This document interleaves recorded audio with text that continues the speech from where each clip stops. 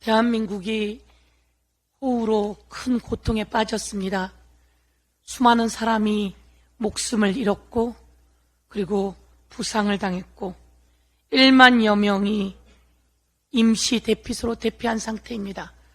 아직 오송 지하차도에는 누가 어떻게 있는지 찾지 못하는 사람들이 실종 단계에 있는 상황입니다.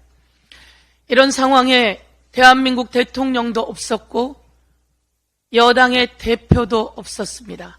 그 잘났다고 하던 국토부 장관도 없었습니다. 이제 와서 수습 운운하는데 대한민국이 너무 아픕니다.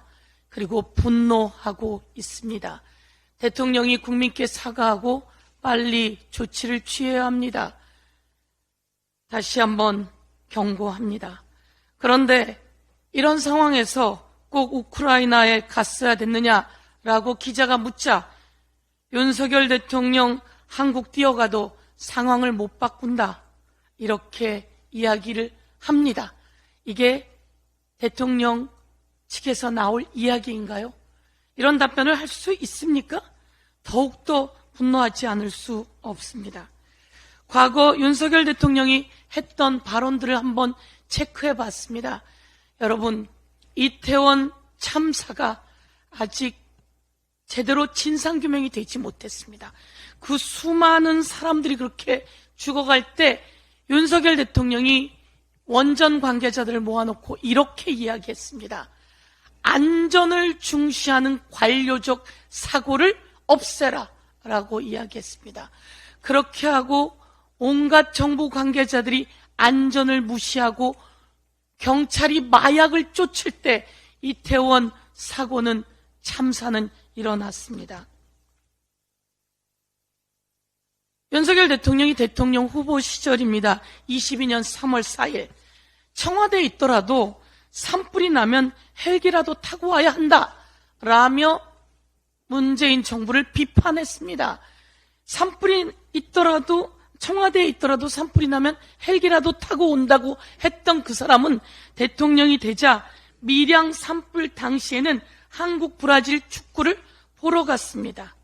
그리고 22년 8월 9일 신림동 지하방에서 물난리로 생명을 잃을 때는 그 자리에 가서 사진을 멋지게 찍어 달라는 폼을 잡듯이 폼을 잡고 어떻게 여기에서 미리 대피가 안 됐나 모르겠네 라고 하는 엉뚱한 소리를 해댔습니다. 그리고 23년 7월 13일 대한민국이 물난리로 고통을 겪을 때 대통령은 이 자리에 없었고 대통령 부인은 명품 샵을 거닐고 있었습니다. 여당 대표도 없고 이런 대통령에게 대한민국 국민이 무엇을 기대하고 있을까요? 다시 한번 지금 이 시점 미리 대비하고 준비하면 안전할 수 있습니다. 저도 지역의 중랑천 현장을 다 돌아봤습니다.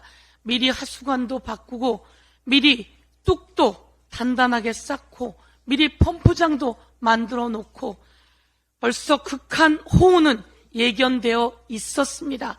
문자도 오고 있었습니다. 그럼에도 불구하고 대통령도 정부도 여당도 모두 손 놓고 있었던 것에 대해서 경고하며 이제 빠르게 수습할 수 있도록 해야 합니다. 그런데 비가 앞으로 더 많이 온다는 거 아니겠습니까? 이와 관련해서 더불어민주당도 열심히 최선을 다해서 안전에 대비하고 수습에 만전을 기하도록 하겠습니다. 이상입니다.